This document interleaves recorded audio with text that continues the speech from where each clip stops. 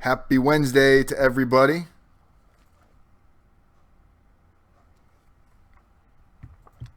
Making sure we're live here.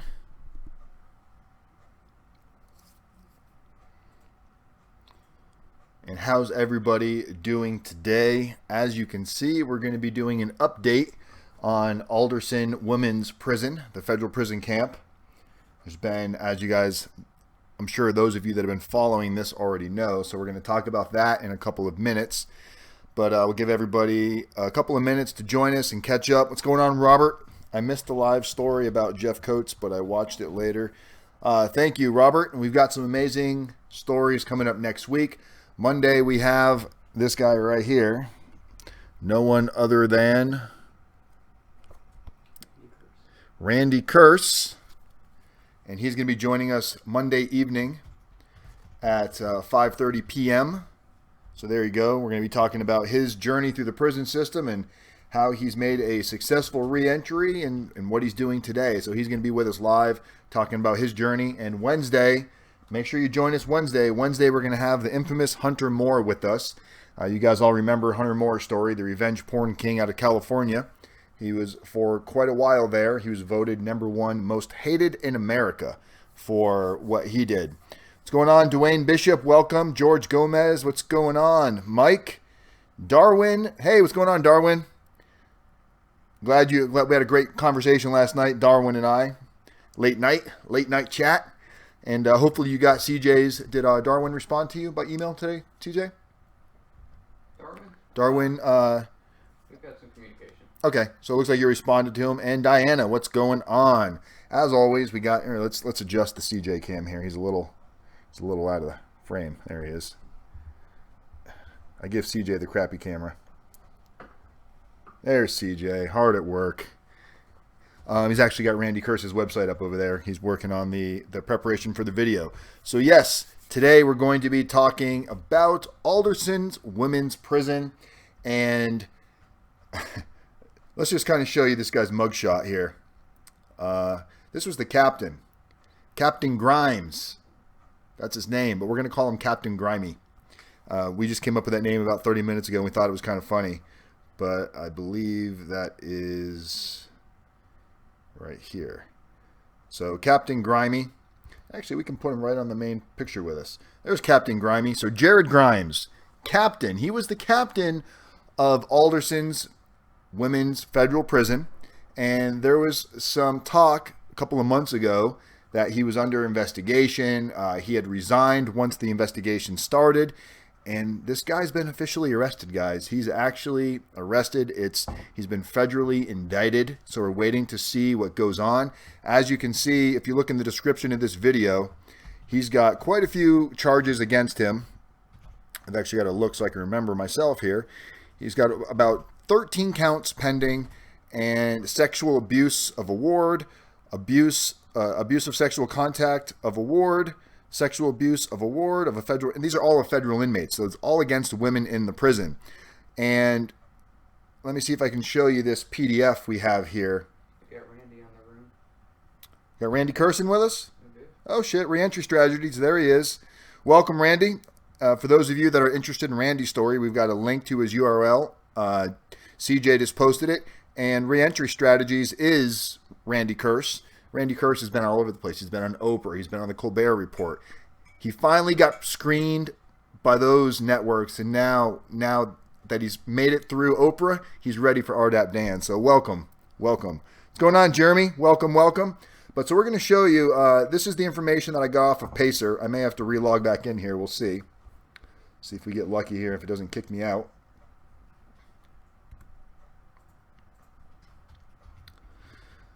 So here we go. Here's the actual criminal complaint against this fool, Captain Grimes, a.k.a. Captain Grimy. So if you guys want to just read through this nice and slow here, I might be able to, I don't know, can I zoom in? I don't know if I can. Look at that. I'm learning, guys. I'm learning. So I'm going to go through it nice and slow, let you guys take a read on this. This was from the detective that did the investigation on him.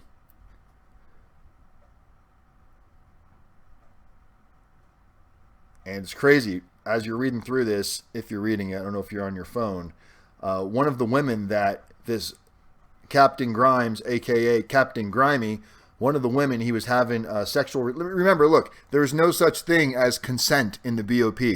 A female inmate cannot give consent to have sexual relationships with staff.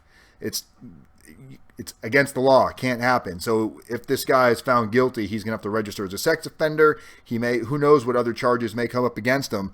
And there's a whole other, there's about 13, 14 people, all the way from 2 of the wardens that were at that prison. I haven't seen any sexual proof of allegations, but all kinds of civil lawsuits that have been filed from several inmates that these guys are being drugged into criminal civil court as we speak. So you can look that up as well on the BOP, and I'll actually put a link to that later on. But one of the women that blew the whistle on Captain Grimy, while she was in the halfway house, she was working with detectives, recording calls and sending these calls back. Advised me that Grimes engaged in sexual intercourse with her. April 2017. Involved contact between the penis of Grimes and the vulva of inmate number 1, including penetration by the penis of Grimes. At that time, Grimes engaged in that sexual act with inmate number 1. She was in official detention as an inmate, and she was under custodial, supervision, and disciplinary authority of Grimes, whose position as captain involved supervising the correctional functions of the prison. During the investigation, inmate number 1, while in the halfway house, cooperated with authorities and engaged in a number of recorded telephone conversations with Grimes, and I have listened to the recordings of them. The conversations tended to corroborate inmate number 1's allegations that she had an intimate sexual relationship with Grimes. During their conversation on March 27th, 2018, Grimes called inmate number 1, or called her babe, told her he missed her, and advised her that he was going to try to visit her during the week of April 2nd, which would be a trip of several hundred miles from the residence in Florida. During this investigation, at least 3 other inmates stated that Grimes had engaged in sexual intercourse with them at FPC Alderson, and at least 3 other inmates stated that Grimes had engaged in some other form of sexual activity with them. So this is pretty crazy, and I'm going to tell you what's really crazy about this in a second when I bring myself back onto the screen here. I can't talk today. Fumbling my words left and right. Oh, right. I'm back. So we're going to pop Captain Grimy, Jerrod Grimes. Look at that. He just looks miserable.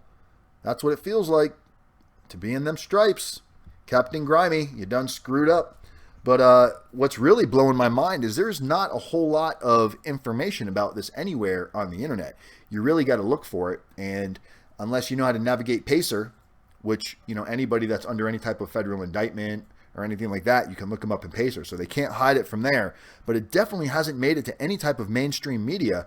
And it's pretty serious. It's not like he blew a kiss at somebody. I mean, we're talking about straight on sexual intercourse with several inmates, having relationships with them, phone conversations with them. So we're definitely going to watch and see where this goes. It just blows my mind. But yeah, everybody, all kinds of people from Alderson, the warden, the past warden, lieutenants, captains, case managers, prison psychologists, all of them are in some pretty serious hot water on civil matters anyway. Shelly said, CJ's wearing prison stripes. What's going on, Shelly? Shelly was blowing my phone up as I'm trying to go live. And of course, I'm always frustrated the last few minutes getting ready because nothing ever works the way it's supposed to. So it's always like the last minute getting the stuff up and running. But yeah, guys, so what do you guys think about that? I know these guys take an oath, but it's got to be tough if these women want it. Put yourself in their shoes. I know it's way wrong. It happens in Chicago County Jail, Cook County Jail all the time. Jeremy, I get it. And, if you're the type of guy that can't say no to the female, or if you're a female and you can't say no to a male, don't put yourself in that position to begin with. It's just like, if you're going to go be a college professor at a college or work at a college and you've got a thing for women and you can't say no, you're kind of doing a little bit more than taking an oath, because what it is it really it kind of ruins it for the rest. Maybe that's why they're not exposing this the way they should, because this happens probably so frequently and so common throughout the prison system. And I've heard stories about this for years. And finally, this one's getting a little bit of traction. Not as much as it's deserved, but it doesn't matter, what these women are doing, or it doesn't matter that it's got to be hard. Then they need to come up with a better plan. Maybe the prison needs to not have male guards in women prisons if there's no such thing as the male that can respect his job and respect the authority that has been placed upon him. Reading through this stuff, it's way more than just sexual conduct. There's also all kinds of mental torture that I was reading, where a lot of these people have serious mental health issues that have been documented prior to going into prison, and they're just flat out being denied any type of medical assistance or evaluations. Just literally BP8s, BP9s, BP10s, BP11s, all the way up to BP damn 1 million are being filed on these prison staff, and it's going unheard. So it's finally getting a little bit of attention. So maybe this video will reach the right audience, and maybe we'll see something happen with it. That's all we can really hope for. But man, Captain Grimy. And I'll tell you, most of the COs that I came across, I did meet some very respectful COs. I'm not going to say all of them, but I definitely met some COs that enjoyed the power struggle that they had. I know for a fact that there's COs at Coleman that during their lunch break, they're allowed to go have a beer during lunch. There's a little house off to the side where they can go have a beer and come back. So how in the world are you allowing somebody that's in charge of all these inmates that needs to be 100% on their toes in case of, an emergency? But more importantly, how are they supposed to conduct themselves in a proper manner if they're allowed to go get a buzz? I know most of us, maybe we're not going to get drunk off of one beer, but that's not to say that somebody doesn't have a low tolerance to alcohol and they're getting a nice buzz off of a beer and they're coming back and getting all cavalier and cocky with inmates. I mean, that to me sounds like a recipe for disaster to begin with. So it seems like the BOP needs to do a little soul searching, and maybe they can make some changes too. Because you guys all know, we've talked about it all the time, this channel is not designed to just point out all the flaws in the BOP, because most of the people that we deal with and we come across, and I've had several conversations just today and yesterday. One of them was with where did he go? Is he still in the room here with us? Did he leave? When I was talking to Darwin last night, there's a lot of problems where we don't take full accountability and we find ourselves trying to manipulate our way through the system. And we had a really good heart-to-heart conversation last night where I think we both learned a lot from each other. And I spoke to another client today, and getting ready to self-surrender on a 24-month prison sentence. It's just a very complicated situation for anybody to be in, and the last thing you want to have to worry about is a CO going out and getting buzzed or having a few alcoholic beverages and then coming back to work. How would you respond if you're like, you got on the plane and the pilot's like, well, I only had one beer, I'm okay to fly. We wouldn't trust that. So why are we trusting people that are supposed to be superior over us and holding us accountable, being able to trust them that they're not going to abuse their power? So to me, it seems crazy. Might as well let them shoot heroin. Well, maybe not. Not sure what we're referring to, but I'm probably pretty sure that shooting heroin is probably not the best idea for anybody.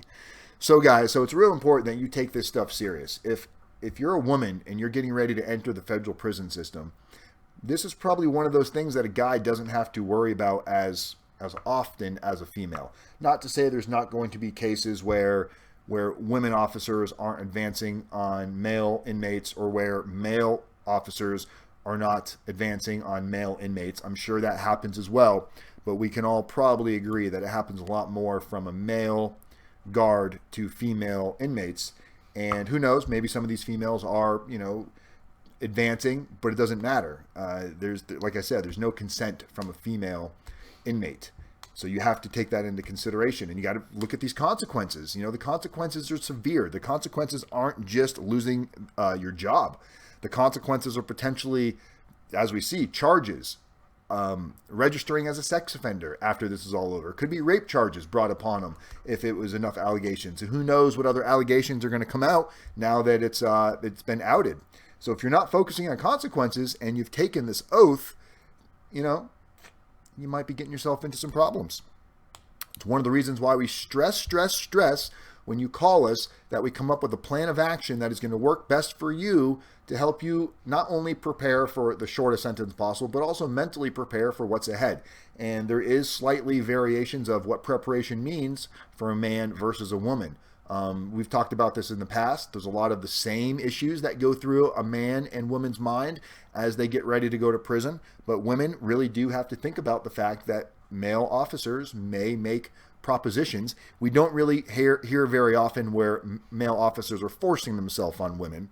So if you're a lady and you're out there watching this video right now, I wouldn't jump to the worst case scenario that, oh my God, guards are gonna, force themselves on me. Typically not. Typically it's mutual in the aspect of the woman saying okay, but she doesn't have the ability to say okay. She's not in a position to give that kind of consent. So she can say she wants to do this all day long, and she's not allowed. Same thing in the halfway house.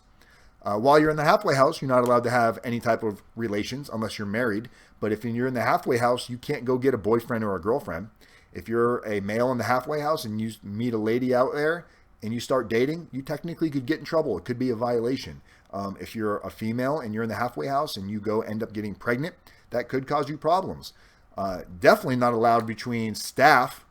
We saw a huge issue at the halfway house I was at where a lady was fired from her job for having sexual relations with one of the residents at the halfway house. And if he would have pressed any kind of charges, there would have been charges filed against her. So she got off. She had to pay a lot of money in legal fees, but she ended up kind of walking away from it, other than she'll be banned from the industry, never allowed to work again in that type of a field. So, it's just not worth it in the end. Just not worth it. So for those of you that are COs or you're going to go work in a prison and you're watching these videos and maybe you don't want to jump on and say hi right now, this video might be for you. Think about what you're doing. And if you're doing it right now, think about quitting. And if you don't think you can quit, maybe it's time to go, instead of being a correctional officer, maybe go work at security at Walmart or something. I don't know. I guess, or could I get a job as a police officer? Maybe you could get a job as a police officer. I don't really know if it's the same, but that might have been kind of an insult, huh? I don't mean get a job at Walmart. It was just a suggestion. Target, maybe. Rite Aid. I don't know. CJ, why are you smirking over there? Sorry. Old habits coming back there, guys. Got to fight that off. Monday, please join us. Randy Kirsch is going to be live with us, and he's going to be going over his journey through the prison system. How many years did you spend in there, Randy? Was it 10? I think it was longer than that. We'll let Randy throw that up there. But he spent a lot of time in the prison system in all different custody levels, worked his way through, and now this man is just out here slaying the world, one person at a time. True success story. And 100 more Wednesday. Can't forget that. Guys, it's important that you take your own journey very, very serious. There's a lot of forgiveness that is going to come throughout this entire process. Forgiveness from you to the people that you may have caused harm to. And at some point, 15 years, Randy Kirsch did. Thank you, Randy. Sorry, Roddy. My bad. It's also very important that you realize that some of the people that you're going through this with right now, friends, family, children, they may all seem like everything's fine, especially children. I had to learn firsthand that I didn't see a lot of the frustration from my children until after I got out of prison is when they really started, letting me know how what I did affected them. If you're not taking your personal narrative serious, if you're not taking your character reference letter serious, if you're not preparing properly for your pre-sentence interview seriously, then you're not really taking this journey seriously. If you're not focusing on what issues and what flaws you have, you're not taking this too serious. If you think you're just going to go into prison and you got it all figured out and you're going to wing it and you're going to tell them what they want to hear and you're going to jump into RDAP, you're going to get a quick year off or 9 months or 6 months, depending on your prison sentence, you're not taking it serious, and there's a high probability you will not make it through the program. So one of the reasons we had a really good meeting today with Jenny, Jenny Good, CJ, and I, talking about the future of Federal Prison Time Consulting, LLC, with RDAP Dan. And part of that future is we're working right now. We should have a rough draft created that we can start using to test with a few of you this Friday, possibly. It's going to be our roadmap to success, and it's going to include information and what you guys can be doing differently that's going to be completely spelled out. It's going to include, we're going to start offering group sessions where, kind of like how we're here on YouTube right now, instead of this, there'll be a phone number that our clients can call into on a certain day of the week where we're going to have like a process group. We're going to have a group session where it's going to be us, you guys. It's not here to talk about your situation as far as why you're going to prison, what you can do to reduce your sentence. We have plenty of that going on in the videos. This is going to be utilized to create tools and avenues on how you can combat your stinking thinking. So those of you that aren't thinking properly, that you're not thinking rationally, you're looking for tools to help you sleep better at night, you're looking to deal with anxiety, how can you get through this unscathed mentally? That's what these weekly sessions are going to be built to, or designed to offer. There'll be weekly sessions, there'll be one-on-one sessions. This is something that we're trying to incorporate to what we're already doing, because we realize that you guys need the best opportunity possible to, more importantly than getting additional time off, but to return home with the right state of mind. And those of you that get that, those of you that understand it and see what the benefit is in that, those are the type of individuals that make amazing clients, because you guys are willing to put yourself through the struggle. You're willing to feel that change. And in order to feel the change and see the change happen, got to make yourself feel uncomfortable. If you're not feeling uncomfortable and you're feeling completely like, I got this, no big deal, you haven't become real with yourself yet, and you haven't done the things that can make a strong difference. Good old stinking thinking. Jeremy knows all about the stinking thinking. We've all had stinking thinking at one point in our life, right? And to this day, nobody's perfect. How many times did I have some stinking thinking today, CJ? Probably, right? Probably. You have any stinking thinking today? Sometimes. Yeah, me and CJ, we're opening up right now. We're admitting it to you guys. Nobody's perfect, but we want to create the best service possible. We want to be the ideal prison consulting / coaching, whatever it is that you guys want to call us. We want to have the absolute best products available for you guys that make sense. Anybody can go out there, I'm going to hold that thought. I'm going to refrain from that thought because I don't want to throw any stones right now. No stone throwing. Remind me to bring this up to you later, CJ.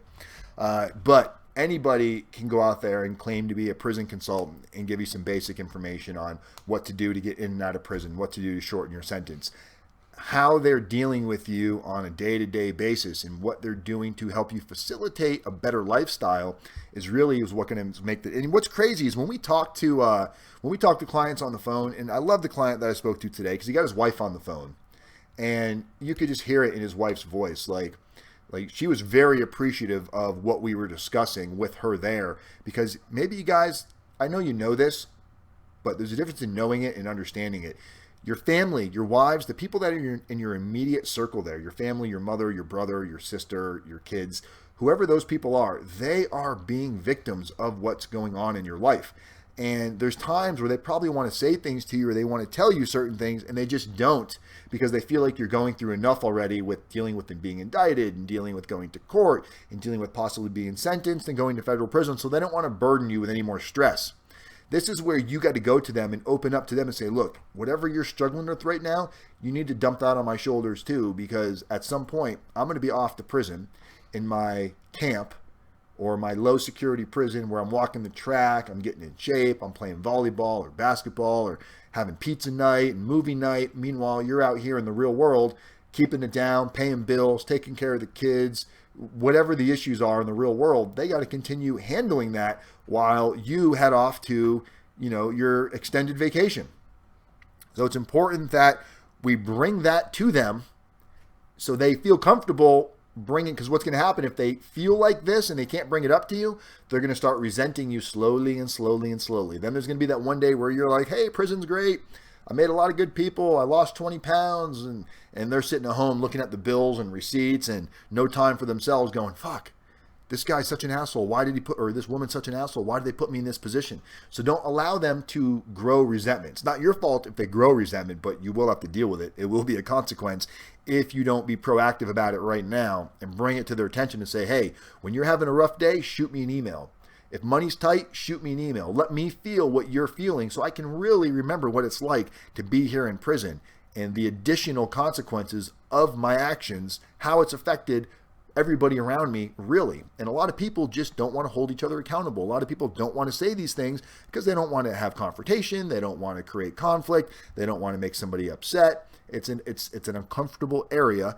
And I'm telling you, if you live in that uncomfortable zone becomes more and more comfortable to where now you're branching out further and further and you're expanding your universal walls on the comfort zone. The comfort zone becomes much broader than it is right now.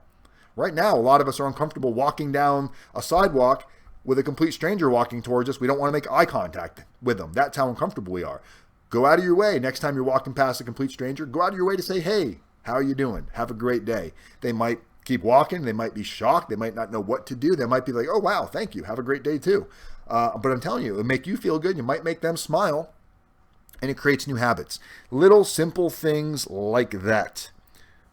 Jim Crow, 1973. Jim Crow. Is that screen name from the Jim Crow movement? I'm assuming it is. We got a decent group in here today. Hey, if you guys haven't given me a thumbs up right now, get out of the room. Just leave now or give a thumbs up. 18 people, 19 people. How many thumbs up we got, CJ? 8. Oh, we don't even have half the thumbs up for the people that are in the room right now. CJ's got a thumbs up counter over there, and he's going to count the thumbs up. Start kicking people out of the room if we don't get thumbs up over here. I'm one of the thumbs up. CJ's one of the thumbs up. I'm probably one of the thumbs up too. Who knows? So give me that thumbs up. If you don't know where the thumbs up, it's like the little thumbs up button. Where's below the screen? It's right below your screen. You can't miss it. I have a different screen over here, so I can't see it. I say hey to everybody. Josie. Oh, what's going on? Oh, Josie. Is that Josie from Facebook, Josie? Josie with the loved one in prison? Or is that Josie the client? That would be Josie the client. Okay, you recognize? CJ recognizes your screen name, Josie. I know we have a few different Josies out there in the world of federal prison. So welcome. We got a couple clients. Jeremy gave us a thumbs up. How many thumbs up we got now, CJ? We still have 8. We still have 8. Wow, that's painful. It's all right. It's all right. Someday we'll have, let's hit double digits. We only need 2 more. No, we'll hit double digits. That's not going to be a problem. Shelly gave, I don't need that kind of thumbs up, Shelly. I need a thumbs up on the video. And it'd be awesome to see you guys go back. Look, don't forget to go back and watch the original, and I'll post it. Actually, CJ, can you find, if you go into my YouTube channel, can you grab the original Alderson women's video? If you just go onto YouTube there and type in, open up a separate window and type in RDAP Dan Alderson and post a link to that video in here. So if people want to see the original Alderson's video. Man, what's that? I got it. I'll post it. Okay, cool. So what do you think, what do you think he's going to be dealing with? What do you think Captain Grimy, what a name. He's got a great name to make fun of. Captain Grimes. Captain Grimy. How do you think Captain Grimy is going to deal with, I know going to prison as we've got a few police officers that are in prison and they go just fine. They have no issues in prison, haven't had any issues. But I wonder what a captain of an actual prison will deal with if he goes to prison. He's not going to go to a camp because it's going to be considered a sex offense crime. So he would end up at a low security prison. I wonder how that would be portrayed in prison. That would be interesting to know how that plays out. Captain Grimes, if you're watching this and you've got some stuff to add, I mean, look, there's always 2 sides to every story. This one's just pretty detailed with the audio and stuff and the transcripts. So it's pretty interesting. He's one scary looking. I know, scary. Yeah, he is kind of scary looking. He's got that gray hair. Looks very mad. Doesn't look like, he looks like the kind of guy in prison where he is that when he yells at you, he yells at you. Like he lays into you. He's very, I would not like to be yelled at by him. I didn't like being yelled at by anybody in the prison system. Getting yelled at in prison, it really sucked because there's really nothing you can do about it. You just sit there and get yelled at. I was yelled at pretty good. As you guys remember, I wore my pinstripe black and white prison costume that I bought at the Halloween store. I self-surrendered in it, think it would be funny, and clearly was not very funny. And I deserved that yelling. I deserved a good lashing from that. Moshannon Valley Correctional Center. Moshannon, what is that? And I'm not sure how to pronounce your name. Moshannon Valley Correctional Center, Pittsburgh, Pennsylvania. What is that where you did time, or is that where you work? CJ's looking it up. How many thumbs up we got now? 12. We hit double digits. All right. Good job. Those of you that are listening, hitting those thumbs up. I feel sorry for the girls. Yeah, you know, it's too bad. You know, nobody likes being in prison, and I can get it. Some of these women may have been down for a very long time, and somebody's showing them some affection. Somebody's being nice to them. Somebody's giving them gifts, whether it be, you know, money, perfume, wedding rings. hopefully not a wedding ring, but makeup, things like that. Shelly used to tell me that when she was in, a lot of girls were very, very happy just to get like makeup given to them from some of the CEOs who would bring makeup in. But it's crazy.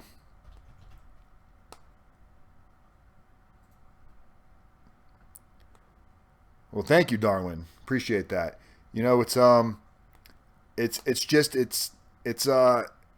I feel like this is information that it's not that it's any more important than anything else going on in the world, but the fact that it's not discussed, the fact that it's not like you can just go Google his name and it comes up.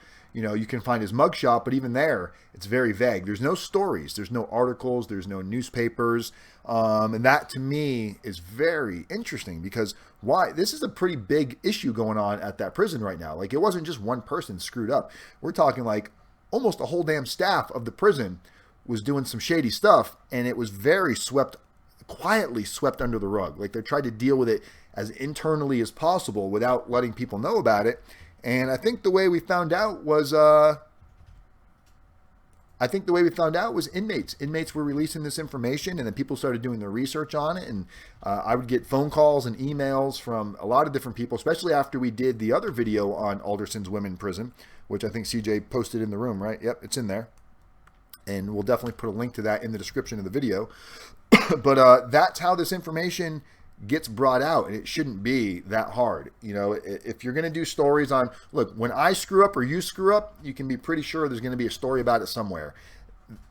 They're held to a higher standard. That story should be exploded. It should be based, you know, that's a much more valid story than the average person making a mistake. So why that hasn't made more media attention, I can only think to some kind of a crazy conspiracy. And CJ loves conspiracies. Loves them. That's predatory behavior, taking advantage of a woman's vulnerability. Couldn't have said it better myself, Randy. Couldn't have said it better myself. Will those charges be enhanced since they were... I imagine he will definitely get enhancements on those charges, being he was in a position of power. We see it happen all the time, you know, when any type of public official or anybody that's in a position of power uses their power to, especially when it comes to sexual conduct. I mean, let's be real. Let's look at it one more time. Scary, yes. Sexy, not so much. Jerrod Grimes probably wouldn't have women throwing himself at him in prison if, I don't know, that's just my opinion. Like, if I was a female, Jerrod Grimes wouldn't be on my list of... It's not like a Denzel Washington or nothing, right? Like, if I was a female, Denzel Washington would be attractive, but Jerrod Grimes, not so much. My probation officer is probably going to come arrest me tomorrow. Chris, if you're watching this, this is not anything personal to anybody that's doing anything. This is 100% just keeping it fair. I talk about everything across the board, and this information is all public information. This isn't like my take on it. This information is public. You just have to be able to find it. It's all over Pacer. If you don't know what Pacer is, if you've got friends or loved ones in prison and you're filing motions for them, or you're waiting on responses, or you're trying to find information out, go to pacer.gov. It's completely free. Got to create an account. It only charges you if you're going to be printing forms, but just to view stuff, for the most part, typically is free. I think they saw like 10 cents for some stuff. Yeah, it's like 10 cents for some stuff. It's relatively inexpensive unless you're going to be using it on a regular basis, like we do. So I think we spend like, what, $100 a month sometimes on Pacer? These little 10 cents charges rack up. His last name fits him. Roddy. Grimy Grimes. Grimy Grimes. Captain Grimy. Well, that's really all we got today, guys. I just wanted to really do an update to Alderson's women's prison. And for those of you that are getting ready to go into the system, if you haven't already picked up your phone, if you haven't already given us a call, our information is right here, 509-434-4695. Do not forget to subscribe to my channel. Do not forget to text the word YouTube to 76626. That will put you on our text messaging notification service. This way you never miss a video. If for some reason you got your notifications turned off on YouTube and you went ahead and took that extra 3 seconds it's going to take to go ahead and text the word YouTube to 76626, you will get a text message before we go live with a link to the video where you can either watch it live from your phone or you can forward that link directly to your email and you can watch it on your computer wherever you want to watch it. So we're mobile, we're on the run. Website's got, oh, don't forget to come check out our blog, guys. Here's the blog in case you forgot all about it. Our most recent blog, that was, I think we did this one yesterday. We've got Don't Let Unresolved Anger Make You Miserable. That was the most recent blog. If you guys are interested, every Friday a new letter will be released. We released this one last Friday. The letter session, no more shortcuts. This letter right here was the very first letter I wrote while I was in federal prison that I wrote home to Shelly. As you guys may remember, every day I wrote a letter and sent all my letters home once a week. This was the very first letter that I did back on October 24th, 2014. So all you got to do is go to our blog, rdapdan.com, click on the blog, and you have access to all of this fun stuff in here. Prison coaching, making money after prison. There you go. Second chance, federal prison. These are all some recent blogs that we've got posted. So come check it out. There's a lot of great resourceful information in there for those of you that are getting ready to go through it. Thanks for joining us, guys. We will be back on Saturday. We got Mike Saturday, don't we? Mike Saturday. We got Mike Gee on Saturday, who is actually a guy I met while I was in prison. He did, I believe, 17 years. He's got a business now called Chrome Vending all over YouTube. We've actually spoken about him in the past. He's going to be joining us this Saturday to talk about his success after prison and how he started his little miniature vending machine business and how it's starting to blow up. And he's using that and also turning it into a YouTube channel. So we'll be posting some links to that, unless CJ already did. I don't know. Oh, there you go. For that, the blog. Yep. Cool. Thank you, Ches. Thank you, CJ. So yeah, so we'll be having Chrome Vending on here. Real name, Mike Gee. 17 years in prison, guys, and not only that, he's like a fitness guru. This guy can do some amazing things fitness-wise that I've never seen anybody, almost superhuman, to be honest. He's a scary guy. Very nice guy, but man, I would never want to be on his bad side. Captain Grimy. Hope you never meet a Mike Gee in there, because Chrome Vending, geez, what a scary dude. Awesome dude. That's all we got. I will see you guys on Saturday. As always, guys, I'm RDAP Dan, Federal Prison Time. People helping people, one day at a time. Community is method. Hope you guys stay safe. Go walk by somebody on the street and say hi. Wave to them. Tell them have a great day and see what happens. See you guys later. Peace.